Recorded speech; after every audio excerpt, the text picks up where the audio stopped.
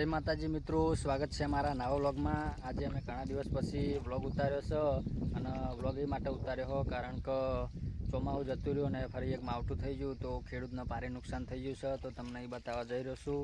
તો મિત્રો જો તમાકુ વાયેલી હતી અને 2 દિવસથી વરસાદ પડે તો તમાકુમાં નુકસાન લાવ્યું છે, એરંડામાં નુકસાન લાવ્યું, કપાસનું રૂમાં નુકસાન લાવ્યું છે।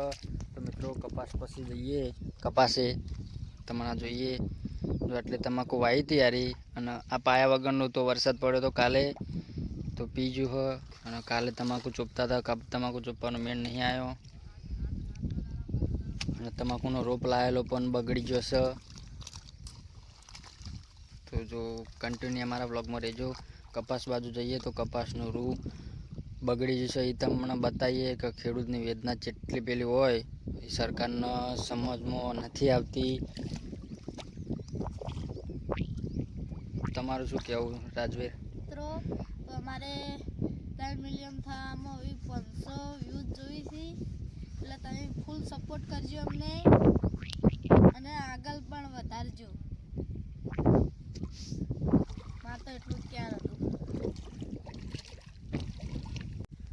તો મિત્રો આપણે હવે કપાસે પહોંચી ગયા હા। વરસાદ ચાલુ હતો કાલે તો આજે પાક બનાવવાનું ચાલુ કર્યું। કાલે ચાલુ વરસાદમાં કોઈ મજા આવી નથી, તો કાલનો કટ ને આજનો કટ બે નોખો પડી ગયો। તો મિત્રો અમારો બ્લોગ જોવાનું તમે ભૂલતા નહીં અને આ બ્લોગ એટલા માટે બનાવીએ કે વરસાદ થયો તો કમોસમી વરસાદના કારણે ખેડૂતોને કેટલું નુકસાન આવ્યું છે એ તમે જોઈ શકો છો અને તમને પણ સમજમાં આવશે કે ખેડૂતને નુકસાન એ ખેડૂત જ સમજી શકે, ના કોઈ સિટીવાળા કે ના સરકાર સમજી શકે।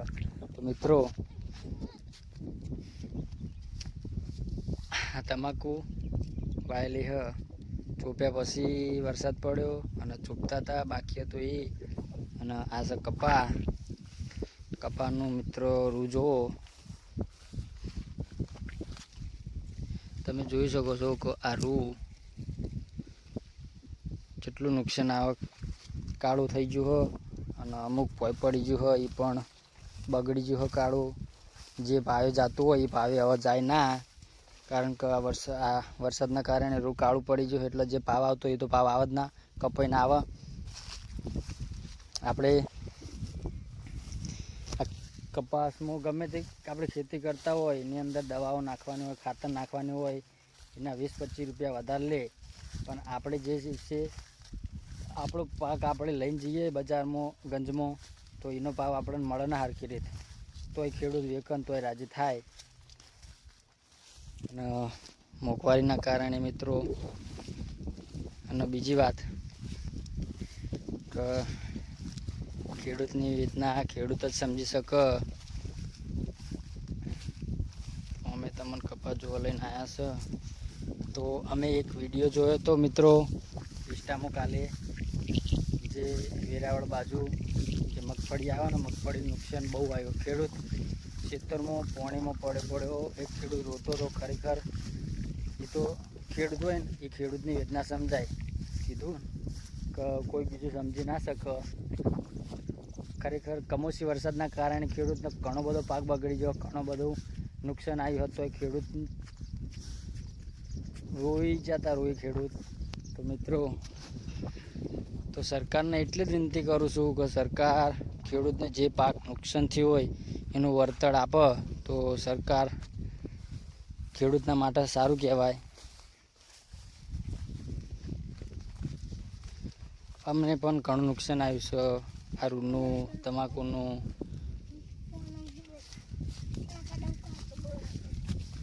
તો પકડજે રાજુ, લે આખો મો દેવો કમ્પ્લીટ પાછું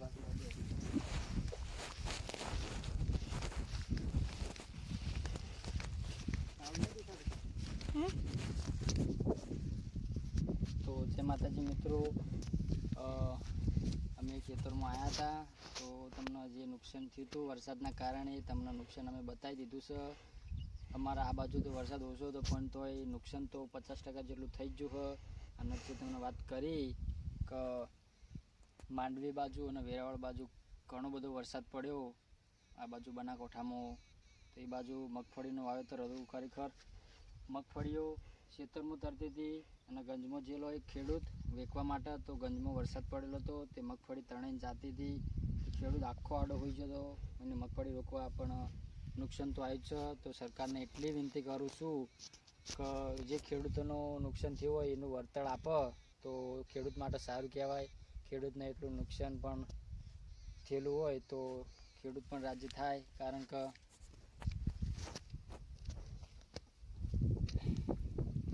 તો મિત્રો હવે જાજુ કોઈ કહેતો નથી તો સમજાય એના વંદન. તો મિત્રો અમારો એકન વ્લોગ અમે પૂરો કરીએ છીએ. તો મિત્રો તમે અમારો વ્લોગ જોવાનું ભૂલતા નહીં. તો જય માતાજી.